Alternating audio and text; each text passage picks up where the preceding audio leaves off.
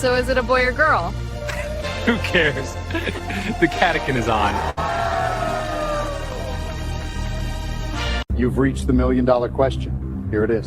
What is the best Kentucky sports podcast? Only options KSR. Yeah, see, that's a trick question. It's the Catican, then I don't know what to say. Final answer. This is your brain. And this is your brain in the Catakin. Way cooler. Any questions?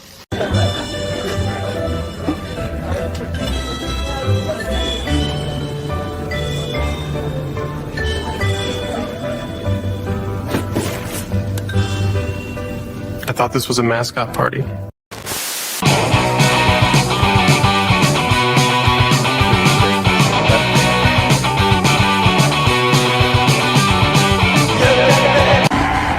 It's the Catican, baby. It's the Catican. Stop me if you heard this one before. Kentucky's comeback comes up just short against the Florida Gators. Fellas, how we feeling? Really would have liked to have pulled out a win there. I know we talked yesterday, and I said I thought a win was pretty unlikely. It was certainly closer than I expected it to be. Moral victories are no fun. Another one within 10 points is, I'm not going to call it a win, but I think it is impressive because I think Florida has shown that in a lot of games, there's just no keeping up with them. And we certainly held them to a reasonable score for them. And despite a pretty bad offensive performance, kept it close. I'm a little, it was an 8-point deficit at the end of the game, right? Yep. But that game never, at no point did it really truly feel like a single-digit game. Like that was, I guess we had a moment where we maybe could have made a comeback, but Florida outmanned us all day. They didn't play a great game, and they still pretty much blew us out. Otega just tried to force it way too much today. I know at one point he was 4 of 16 from the field when I stopped caring what he did. 5 of 18 is how he finished, so worse. Very disappointed, but it's Florida. And we probably won't play another Florida-level team until like the Elite Sweet 16 maybe. So we'll see. That we will. Just some show notes here. Thank you for joining us. Please like and subscribe. We will be taking calls here shortly after we do our little rundown on the game. My takeaways from it, Otega Oweh was a disaster. Really inefficient game from him. Not a lot of effort. And we were getting killed on the boards. And I just wish this Kentucky team had, I don't know, like a really big, like athletic center. Strong. They could get rebounds to where maybe we wouldn't have such a large deficit in the rebounding department. I don't have the numbers pulled up right now, but I know it was a lot to a little, and Florida's second chance points really put us in a hole that we could not come back from.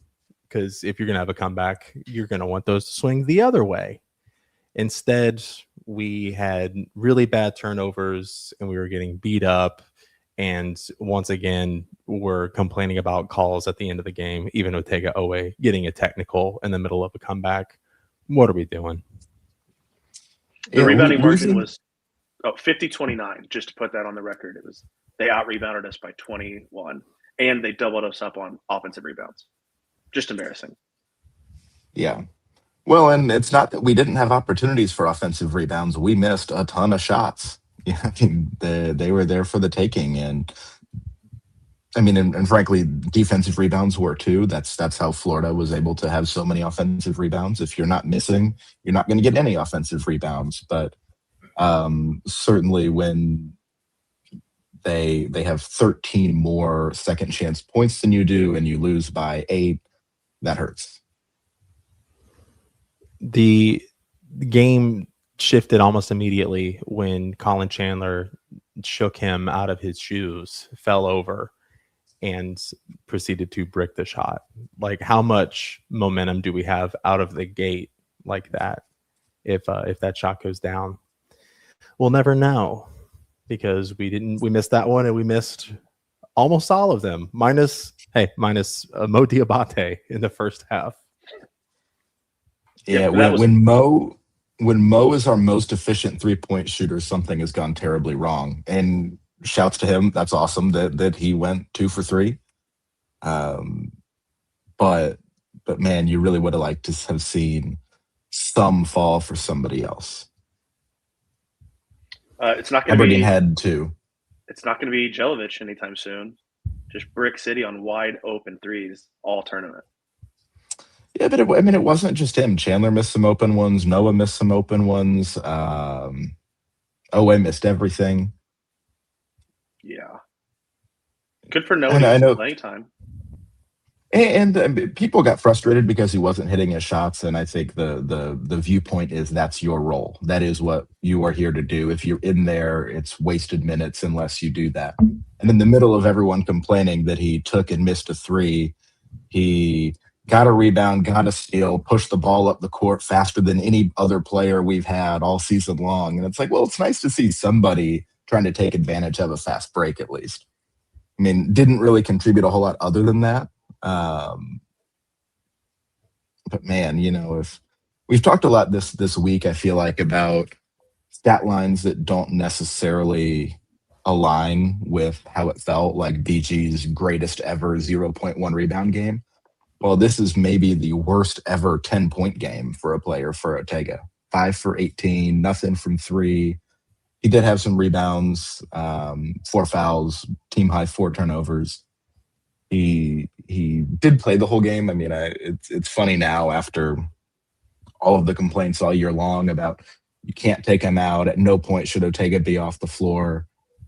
And then people are screaming like, well, he's clearly tired. Take him out. He's played 39 minutes. It's like, well, I get it. He definitely didn't look good.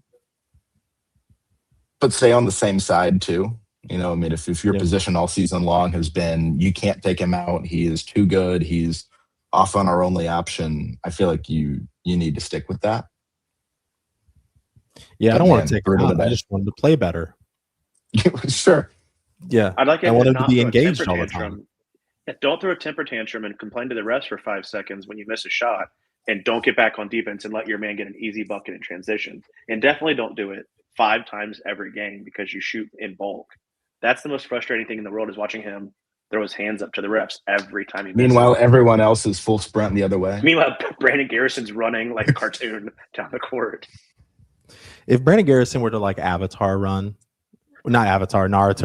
down the court, sign him up for next year and the year after that. I don't care what rules we have to break.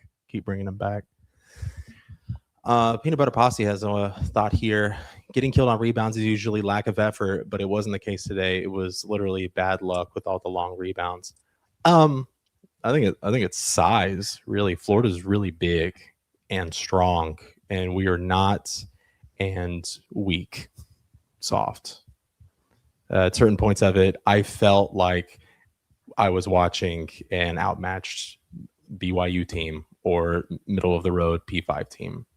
Of just, they have a different level of athlete and player than what we have, and that's disheartening to see for a Kentucky basketball team.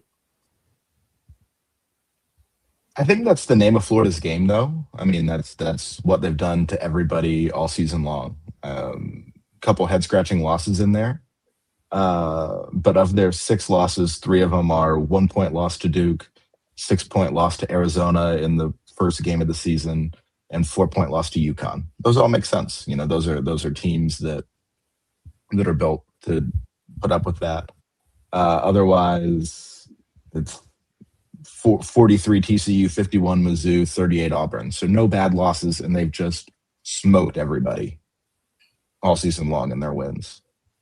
It is strange they keep smoking these teams, but we find a way to hang around with them and lose to them in really frustrating fashion. And then it's made worse in the post game when Todd Golden seems to really cherish these wins. Like he, again, for today brought up that's 3 times we've played them and 3 times they can't hang with us. You guys are reigning champs, and you're still kind of patting yourself on the back for beating a relatively mid Kentucky team, historically speaking. And very injured Kentucky team. Yeah, that too. That did kind of hang with you. Like, it's not like he beat the brakes off us like he did Arkansas. Right. Well, and yeah, with 2 minutes left, it's a 5-point game. If your 23% shooter doesn't hit a crazy step back three, well, I was going to say that's probably our ball, but given the way offensive rebounds went, maybe not. But, we in theory, we could have been going the other way, right? Yeah. Oh, speaking of that, Alex Condon, did you guys know he was Australian? I don't know if they mentioned that on the broadcast 10,000 times. That's Jimmy Dykes' good mate there. Kept bringing him up nonstop. It's bad enough to lose, but to lose and have to listen to Jimmy Dykes is an experience. I was thinking during the game, if you were guaranteed Kentucky would win a national championship in a season, but every single game for the next 10 years was called by Jimmy Dykes, is it worth it? I don't know. It's kind of a close call for me. I'd have to really think about it. We were speaking to our good friend Caleb earlier today, who seems to be of the mind where Kentucky is fundamentally broken because we don't have a point guard, and that Denzel Aberdeen is doing good for the position that he's found himself in, but ultimately without somebody who can actually dribble the ball outside of Denzel Aberdeen, we're just not going to be able to hang in games like that. I do believe that he is correct in that take. Yeah, I think that's a real thing, and kind of why it was so crazy to see Trent Noah push the ball in the way that he did on that one play, just because that hasn't been how we've played. Aberdeen's done a great job of not turning the ball over, and his half court offense is fine. He can distribute the ball. He has some good assist numbers, but when I think back to like what it's like to have your point guard racing down the court, or full court outlet pass to somebody streaking towards the basket, we just haven't done that. Maybe on like an Oweh pick six, if somebody else's Chandler is like kind of running neck and neck with him, he may pass it over. But really, we just don't have any of that fast break transition game other than like wide open steals with nobody in front of you. And I think that hurts because every single possession we have to play offense against a defense. And that's something Florida's really good at not doing. They're so good at getting the ball down there while Otega Oweh is still shrugging at the ref. And BG running at the speed of light is the only person there to play D. And it's just tough when and especially in a game like this, low scoring, slow paced, the game lasted forever. And those real cheap points they get in that way count the same as any other points. It doesn't matter if points are points. And when they can, you've got 3 Condon dunk assisted by Xavier Lee, and every one of them was a 2-on-1 back to back to back. That hurts.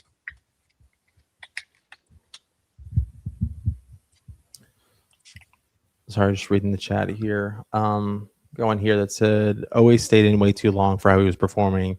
Yeah, keep him in most game, but if he's playing his usual self, but if he's going to keep turning over, forcing shots, sinking nothing, it's not that he was tired. He was playing hero ball. And he didn't need to play hero ball. He just play within the team. Yeah, I agree with that. The only 2 players on the team shooting a worse percentage of long twos than Oweh at 31% are Colin Chandler and Trent Noah. And Oweh has taken 100 more than the 2 of them combined. And just he takes so many long twos and doesn't make them. It feels like he's good at them because we see so many go in, but it really is. Yeah, but it's a volume taking thing. So many, yeah, exactly. I That's like sometimes the only offense we can get, though, is just an Otega drive and pull up two, which says a lot about our half court offense. I feel like it isn't though. Like I feel like half those, that's the best shot Otega can get because he's being triple teamed as they've collapsed in on him, which means you've got two guys open. And how many times this season, I don't know the answer to this. How many times this season do you think Oweh has been double or triple teamed and effectively passed out to somebody who's open? No, never. 10? Do we think it's even double digits? Once a No, game, no. even? No, not at all.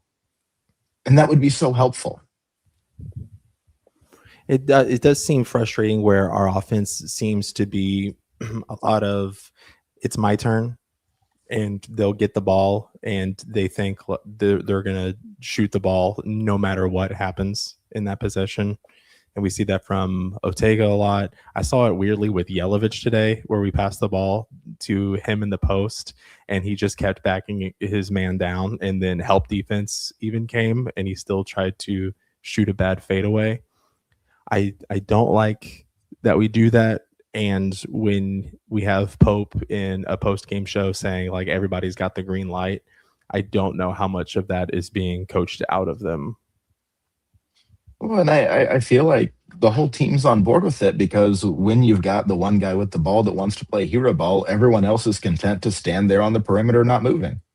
Not even active. Just, okay, I'm going to sit here and see how he does in this ISO. And then I feel with that, I at least if I were on the team and I were out there playing and it's somebody who's like, it's my turn to do it, my turn to play hero ball, and then they brick it, I would start thinking like, look at that, he missed, that guy sucks. And it almost breeds a resentment to where you're like, well, I'm going to get mine now. And then somebody else will think the same thing. And the team seems toxic with that way of playing. I saw people talking about there was some bickering going on inside the huddle in the second half amongst teammates. So maybe there is something to that. I do think this team largely gets along in that respect, but they definitely, the me first stuff on offense does get very tiring. Especially when it's like Yelovich doing it. Yeah. And it's not like Pope can't coach offense. We saw it last year. I've seen it with my own eyes. This offense does work. I just don't know what's going on with this specific mix of guys. Could be roster construction. Could just be some of the guys are jerks. I don't know. I would guess having a real point guard would help in that respect of like a guiding force, a steadying hand of the offense. I don't know how much Jalen Lowe would have been that guy, but I don't know. For as good as DA has been filling in a position that he's not natural at, having a real true point guard could have really helped with this team, obviously. I'm sure when it comes to ball handling and distribution, there's some mixed messages when I've heard even from fans, Chandler needs to be the backup point guard. Don't ever let Chandler dribble the ball again. Jasper should be bringing the ball up the court. Jasper doesn't deserve a minute of playing time. Oweh needs to bring the ball up the court. Oweh turns the ball over every time he dribble. I mean, like it's when that's how we feel, I'm sure the coaching staff is kind of scratching their heads looking for answers too. When at times it seems like there isn't a good answer, and at other times it seems like what was a terrible answer yesterday is good today. I mean, Oweh was awful today. We said that, but at the same time, he's had games he's just taken over, especially when no one else has an answer for scoring. So, do you live with this kind of game from him to get those? I mean, obviously different quality of opponent, but think about Oklahoma game last year where he goes off and scores, I forget what it was, 20 of our last 21 points or something. That was definitely hero ball, but he was the hero. The only difference is they went in. And I don't know how you coach that. I don't know how you. Yeah. And I think we're at the point, I mean, obviously, like the bracket comes out Sunday. The team is, they are who they are. And we've met our bed with Otega Oweh here, and we're going to have to lie in it. And we'll see how far that takes us. I can't imagine that it will be very far. But he is someone who is capable of taking over a game, which is someone you want in March. I don't love having our almost the result of the game being very dependent on how one player does, especially when that player is Otega Oweh, who is inconsistent with his reliability. But it is what it is.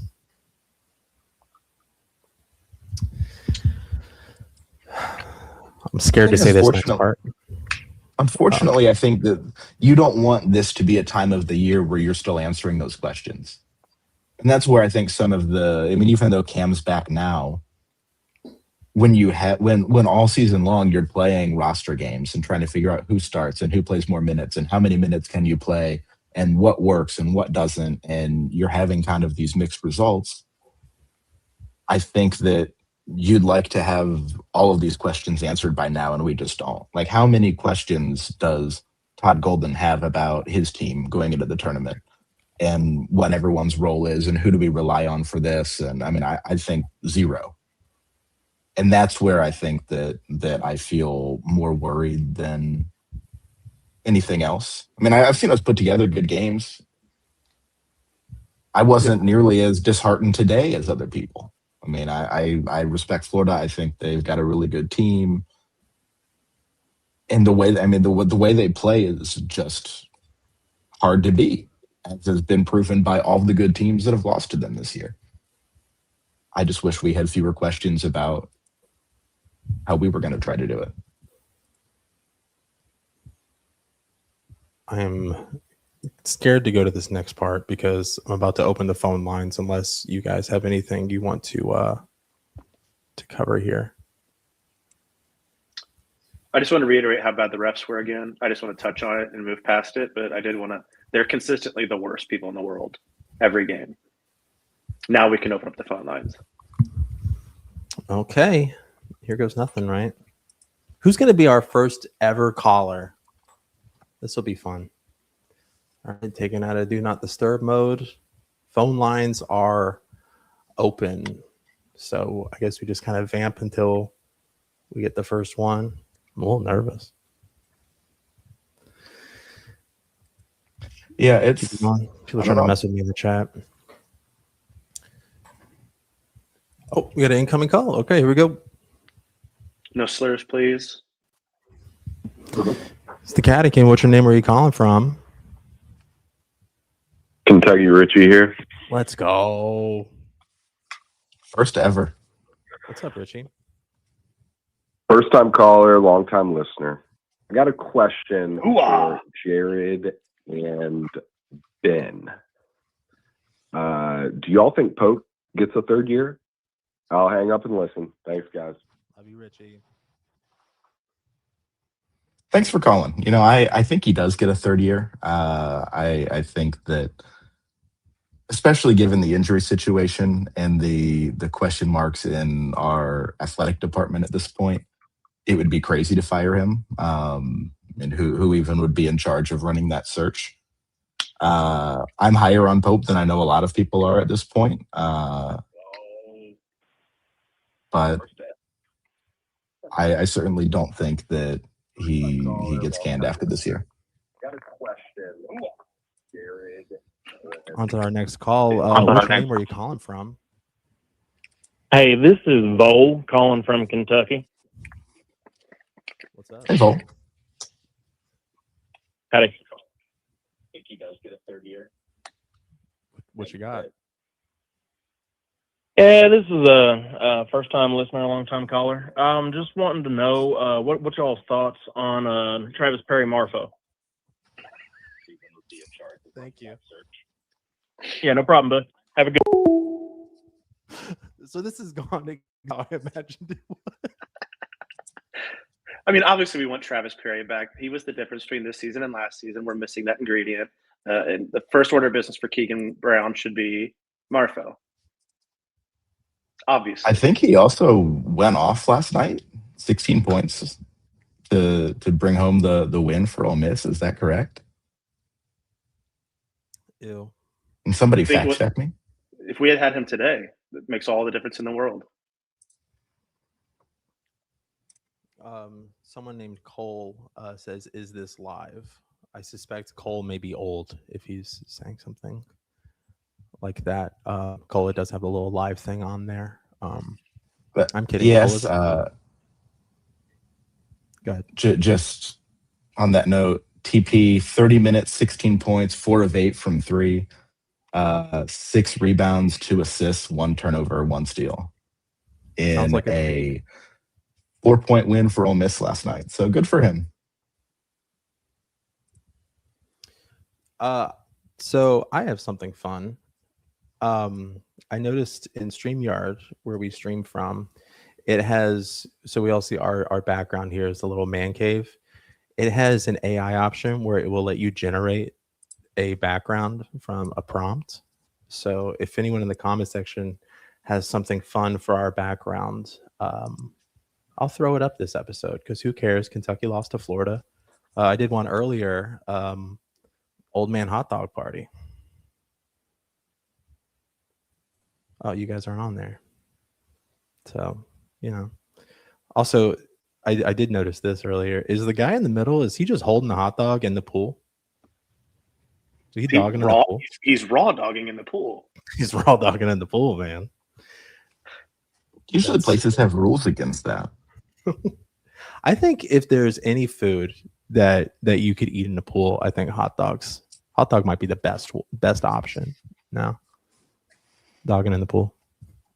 Oh goodness, we got a call coming in, fellas. Here we go. Thank you for calling Catakin. What's your name? What you wearing?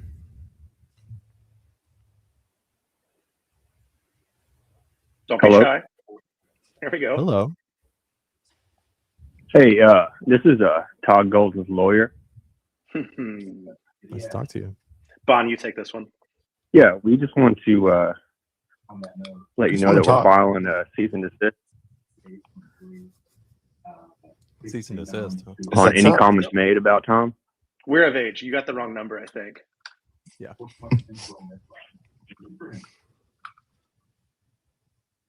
All right, he hung up. Okay. We got to bring it a little bit harder.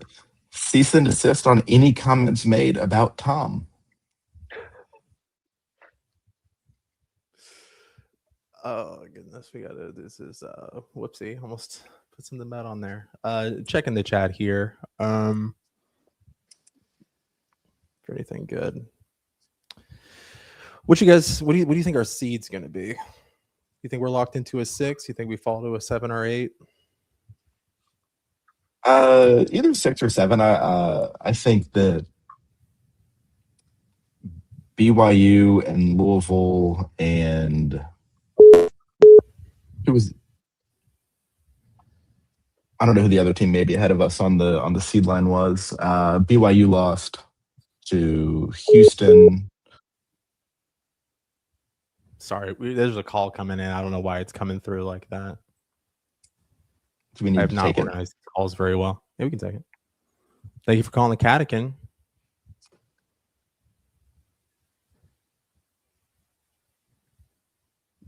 You forgot to ask them what they're wearing. Yeah. I can see they're talking. Uh-oh. My audio went out. What is this? Call ended. Looks like my browser stopped calls. But back to the seating, I'd say 6 or 7. Torvik has us at 6.5. So somewhere in between, I guess. Is Rupp or Lexington and Rupp, are they hosting this year? Any opening round games? I don't know. Not that we'd be there, but I don't think so. Torvik has us as a 6 with Louisville, St. John's, and North Carolina right in front of us, BYU, Miami, St. Mary's, and Georgia right behind us on the 7 line. Georgia and BYU are both done. Is Miami still in? I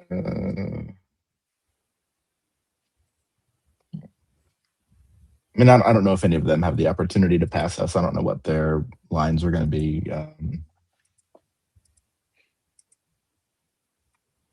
St. Mary's is probably going to lose to Gonzaga. And Miami's probably going to lose to Florida if they make it that far, or to Duke. Well, I don't have much else. It was kind of a bummer of a game to watch. We showed enough fight that I will stupidly have hope going into the tournament that we can hang with a team that's clearly better than us. We got one more call coming in. Okay. It's the Catakin. Hey guys, this is Chester. Chester. I'm on. Hey, this is Chester. I'm just called to talk about Tom. Y'all heard about Tom? Tom who? Anyway, I think the team is like a bad Adam Sandler movie. You know, one of those movies where every one of his friends has to get a joke in. Mm-hmm. Well, that's how the team is. Everybody has to get their own shot in. And I'll just go ahead and take your comments offline. Thank you very much. Thank you, Chester. So who's the Rob Schneider of the 2026 Kentucky Wildcats? There's the... It's Trent Noah. It's Trent Noah. Yeah, I was trying not to say Trent Noah, but it's definitely Trent Noah. We got another one coming in. It's the Catican. Welcome to the show. Hello. Hello. Hello. Hi. First time listener, or first time caller, long time listener.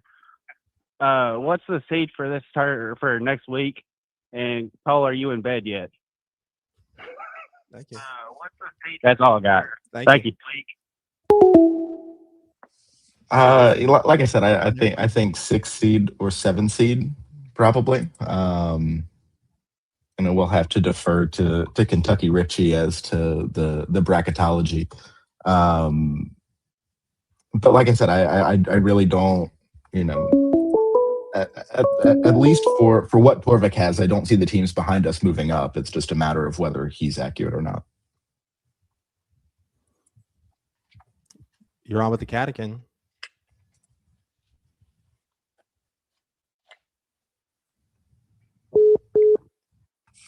Hello. We'll come back to you. You're on with the Catakin. Yes, I'm Donna from Harlan County, and I think you ought to leave Trent Noah alone. I think he's a great ball player. He when he does play good, he rebounds and he shoots as good as the rest of them. Thank you. Thank you, Donna. I think I give Trent Noah credit pretty often. I certainly am not among those calling for him to leave. I think he can, he's got a spot on this team for me. He definitely does shoot as well as anybody else on the team. I totally agree with that. I'm going to listen to Donna. I'm going to stop. That sounds like I'm saying a joke. I'm not. We have somebody on the phone here. Thank you for calling the Catakin. What's up? I can't hear you. I'm going to call back. Goodness. You're on with the Catakin. Hello. Hello.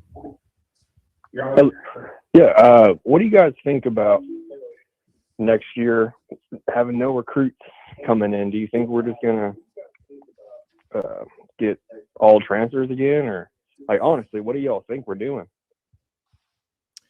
That's all I got. All right. Thank you. Wish I knew. I would imagine that we're probably going to be very transfer heavy.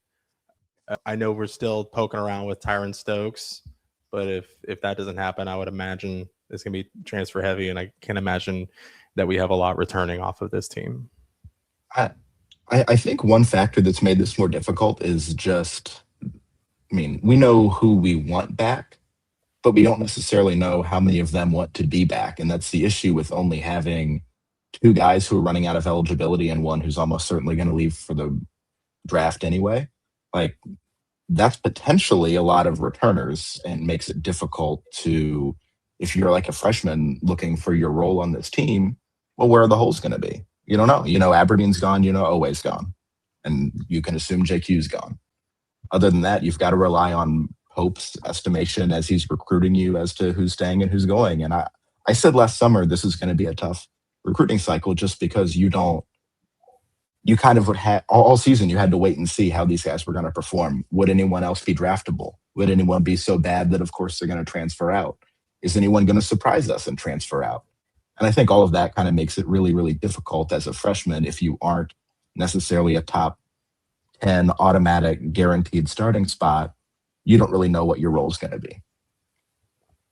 We know probably we'll get Hawthorne, Potter, Cam, Chandler. Am I missing anybody of returners? I think that's – and Malachi. Matt, hopefully, even though, some people don't love him, I totally want him back. BG, we'll see. Probably not, but who knows? And then yesterday or today, I can't remember, Jalen Lowe said the plan is for him to come back, which is not him saying that he is coming back necessarily. It's just that the plan and non-committal is to come back. Yeah. I don't know. I don't know how mutual his return would be between team and him, but hopefully we get something else. I think it's a mutual separation there. I think Kentucky's probably going to look a different direction. He's going to look for somewhere he'll get more playing time. I'm going to bring this call, mute you real quick, caller, and then we'll be right to you. I think that Jalen's going to look for more playing time. We're going to look a different direction, maybe in point guard. Also, kudos to Lowe, because if he answers that question any differently, that becomes a whole other storyline with this team going into March.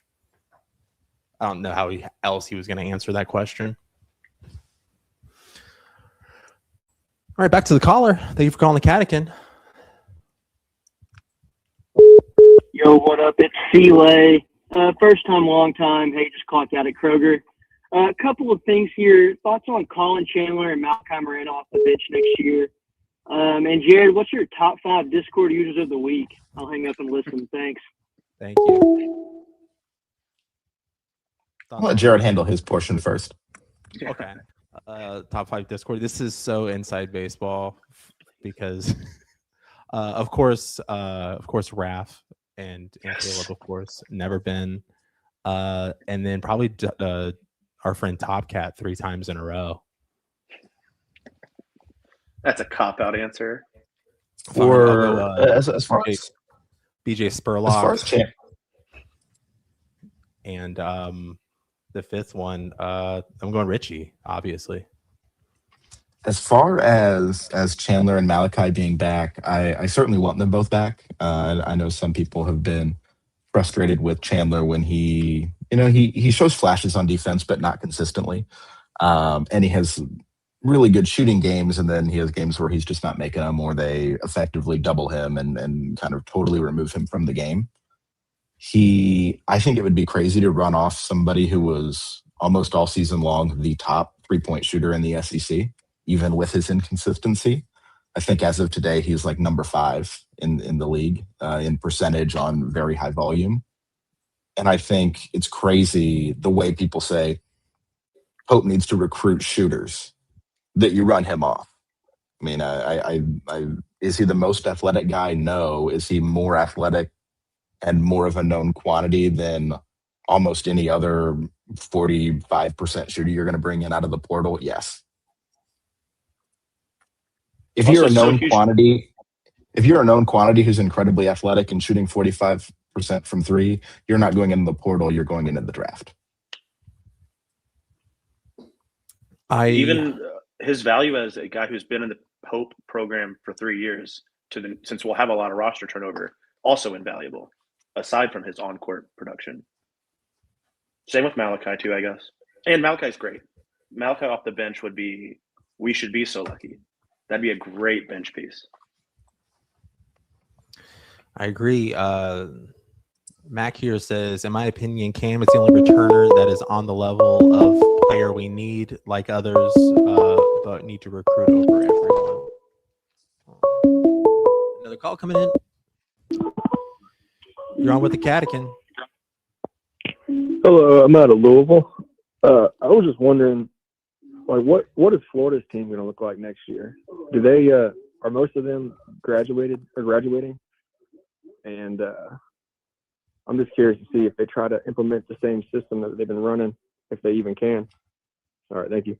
Yeah, it looks like as far as the seniors that they have, that's just Xavier Lee and Hanlockton, which is scary. Like I really was kind of hoping I'd pull this up, and they're all seniors. I think a couple are maybe draft bound, and who knows what Boogie Flan's going to do.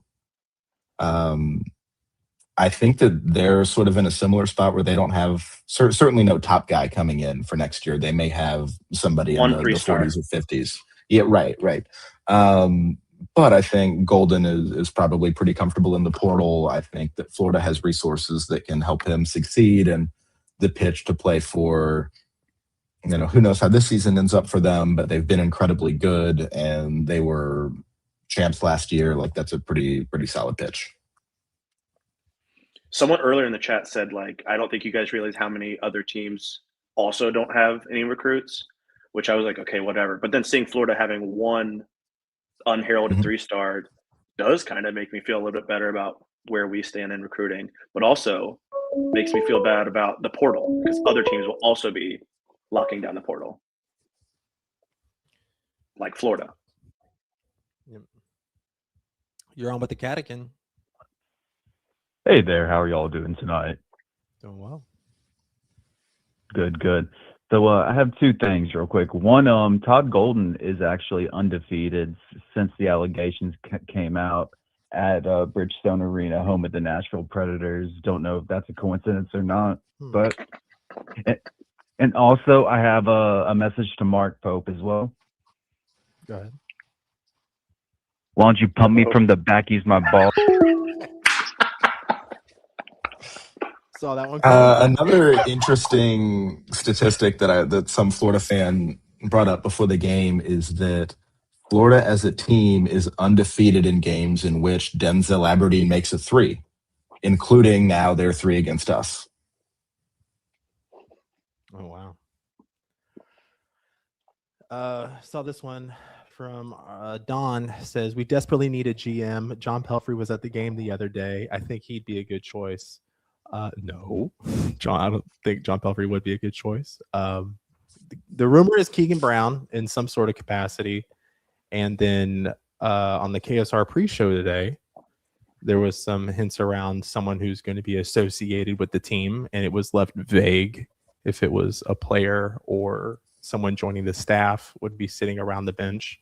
And coincidentally, there was a picture on Twitter of Tayshaun Prince sitting around that area. So why do we have to keep it an in-house hire? Let's go outside the family a little bit. That's how we get Mark Pope as head coach. I agree. I'd like to look outside. I think that there's an implication when you do hire from within inside the family that you're not getting the best guy for the job. Maybe the best guy happens to be a Kentucky guy. Unlikely.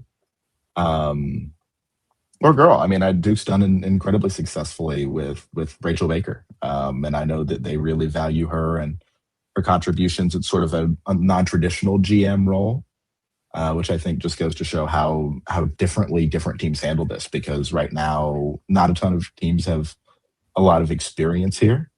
And, it's a new thing in the past couple of years, and everyone's sort of taken a different approach. It'd be incredibly funny if Tayshaun was not who they were referring to and just happened to be sitting behind the bench, as a as a fan. Also, is Tayshaun still with the Grizzlies? I know he was working front office with them, so it could just be a local thing. Doesn't necessarily mean that he was there for that specifically. I think we should take the same approach to the GM thing that I was saying that we should before we hired Mark Pope, which was, if this person didn't go to school there, would we consider them as seriously for this job? And if not, they're probably not the right person for the job. It's funny, though, because like Tayshaun Prince, if he wasn't from Kentucky, I think I would like an NBA front office guy taking the GM job. But because he's Tayshaun Prince, and I look at it like, I bet Mitch Barnhart would love to hire Tayshaun Prince to that job, which tells me that we do not need to hire Tayshaun Prince to that job. Yeah. Someone Mac here says, oh, whoops, that's not the right one. Mac here said, Pelfrey, Pope, and a dude named Keegan, nerd you. In defense of Keegan, I think for what Keegan's position is, you do want a nerd there. So I think that's a good call for hiring Keegan for that spot.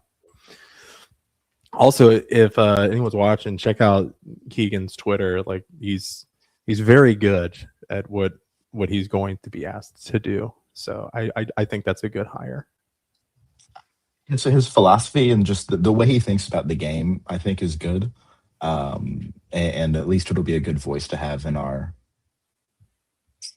Can you even call it a front office at this point? I mean, might as well, right? Yeah. Our locker room.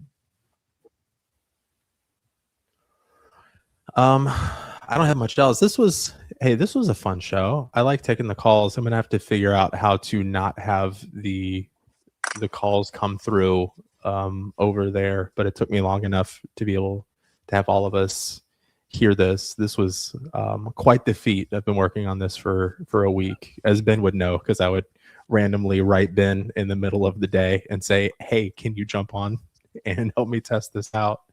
And so it was so great to hear from everybody who called in. Thank you so much. Anything else you guys want to cover before we head out of here and see everybody on Sunday?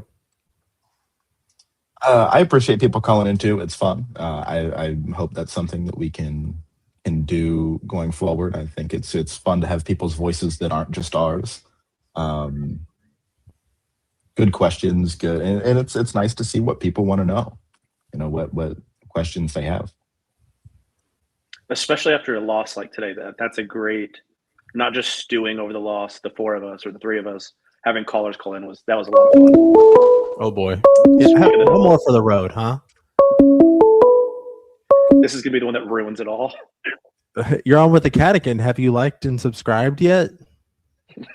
Yeah. Thanks for doing this show, guys. It was really cool doing the call thing today. I just wanted to ask one last thing before y'all are done.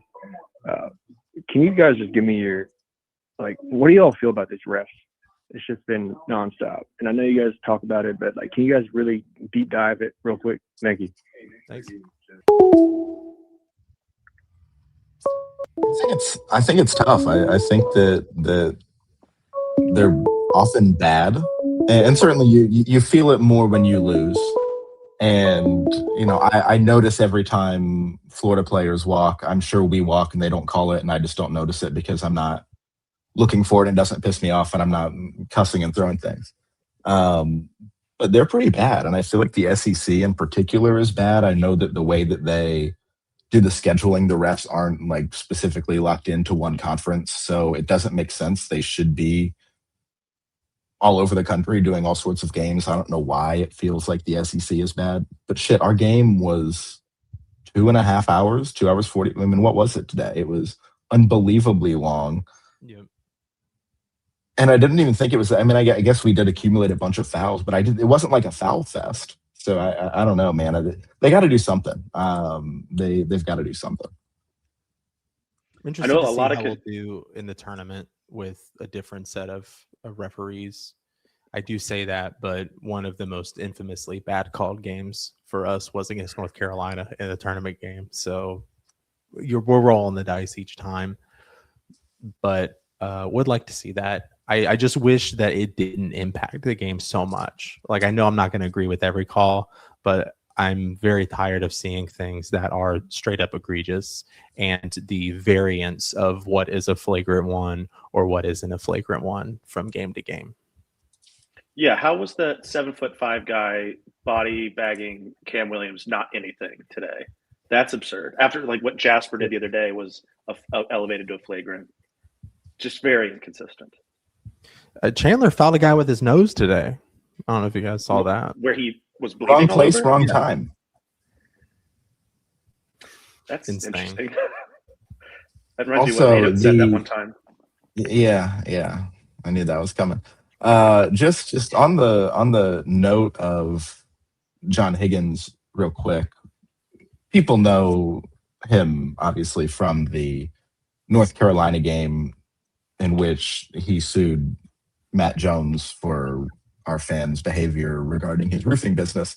And that was tough. The 2017 North Carolina game, Malik Monk year, that was just seeing De'Aaron Fox sit there and cry. Bad enough. I hate Higgins for that. But he also reffed the 2015 Final Four loss to Wisconsin, the 2011 loss, Final Four 2, I think, to UConn. I mean, like, he's got just like a laundry list of important games he has reffed that we have lost. And we are, of course, not advocating for going right. after Of course, his we would never. We're just stating the facts. I'm just saying that it must have been particularly that bad. If you screwed us out of 4 Final Fours, that was the one that broke the camel's back. And then you see a lot of fans say, like, the refs have a bias against Kentucky. They're intentionally doing this to us. I don't think that they have a bone to pick with Kentucky or that they hate us. I think they just are so consistently bad at their job that we're just the victims of it naturally. I don't think there's a grand conspiracy to take Kentucky down. I just think the refs are bad for everybody. I do think, though, that yes, I think saying that they're always out to get us is giving them more credit than they deserve, because it's not that they are capable of doing that. They just are bad. Where I think it may be a factor is, our fan base is huge and travels well. And a lot of teams have this great built-in home advantage where when the crowd gets rowdy, the calls start going in their favor. And it seems like we don't get that. I wonder if it's just they know, when you're playing in RUP or reffing in RUP, that's where you are. Maybe you try to be intentionally unbiased by the loud crowd, and then we don't get the home whistle either. I don't know, but man, it certainly is tough. And it's difficult. I mean, I complain about the refs all the time, and nobody wants to do that. That feels like sore loser behavior. But I think they're bad even when we win. So it's not just a losing thing. And it's even when I'm complaining, I'm not saying that's an excuse for why we lost, especially in a game where you're not playing well or give up a bunch of points or have to fight back from majorly down, which is a situation in which we found ourselves a lot this year. But I still think it's worth noting that refs are terrible. And before we head out of here, I did start some chats earlier that I wanted to circle back to. This one made me laugh. Beef Baloney, fire name. He said, Pope needs to wear the propeller hat, the one that's red, green, yellow, and blue. Fire chat. Nobody, I got 2 from them, says, this is disappointing. We lost, but Pope in his second year got us our second win in the SEC tournament since 2018. Cal is 8-0 and still counting. Is Cal 8-0? I thought he won one last year in the SEC tournament. Is he really 8-0? That's crazy. Also, we won a Wednesday and Thursday game. Let's go. Right. Yeah. It's not a fair comparison. But it is nice to. Yeah, he did win one last year, South Carolina. And the last one here, nobody says, who's the next AD? Who is it, Ben? Cam Boozer?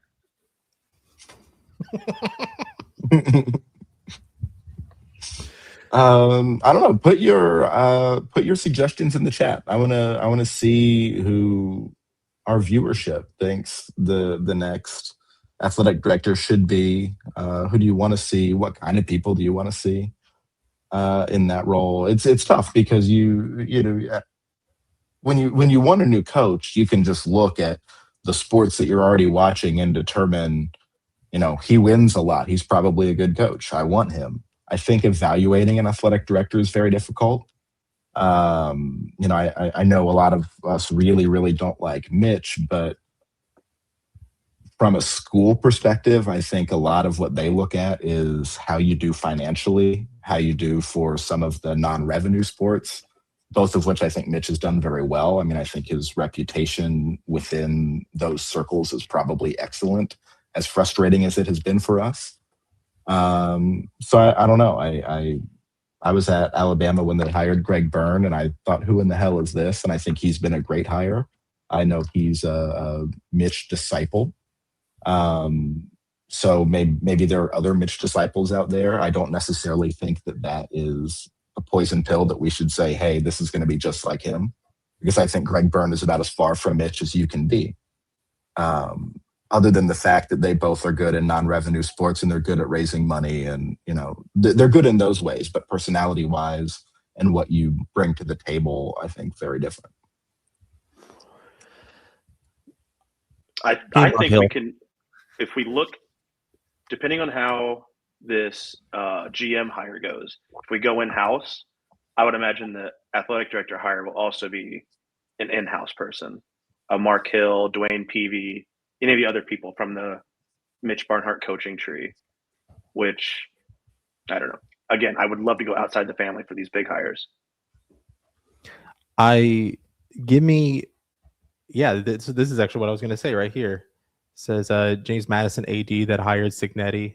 I like the JMU AD because he also, the guy at Byington was at JMU, right? I believe it's a good AD, right? The AD from Indiana, I take a look over there. I take Scott Strickland at Florida. Now that would be. I don't know about Strickland. I think that the view. Sorry to Golden's attorney who called in earlier. I thought that the view for a lot of Florida fans coming into last year was that one of the reasons that the investigation wasn't made a bigger deal was because they all hated Strickland anyway. For football, they weren't happy with Golden his first couple of years, and Golden going on that, having that excellent year was kind of saving the AD's job. I mean, I think that they would gladly give us their AD. Now I know that they've hired Golden and they've hired Sumrall, who we wanted, but I think that I'm not super high on Strickland. I say all of that, but I think it's just going to end up being Mark Hill. Yeah. So I think it's going to be. I think Mitch is going to give us one last favor on his way out, and pick who the next AD is going to be. But I don't know. What about I'm blanking on the name right now. The old AD from Louisville. Tom Jurich. Yeah. Why not? Give me a scumbag, dude. Give me a guy who wants to win. There's two kinds of ADs, right? There's the guys who like want to win in sports, and there's the guys who want to like make money for the university. Did he was he still there when they fired Pitino, or did they fire him first, or was it like a package deal? It was like package deal.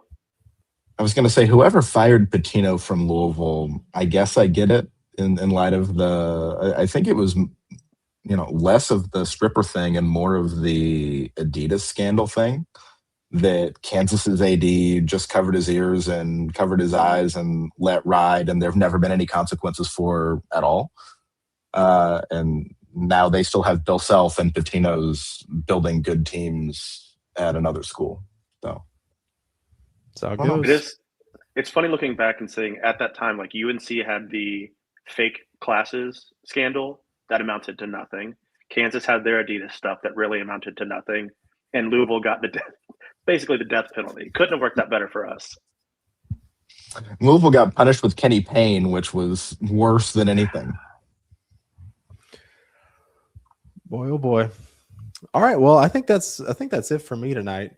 Thank you everybody for calling. Thanks for hanging out with us. We'll see everybody on Sunday for the bracket reveal, and let's have a march. Well, they were joining the Catakin in April. Yeah, there you go. That's the spirit, Ben. For Raph, for Ben, I'm Jared. Go Cats. Go Cats. Go Cats.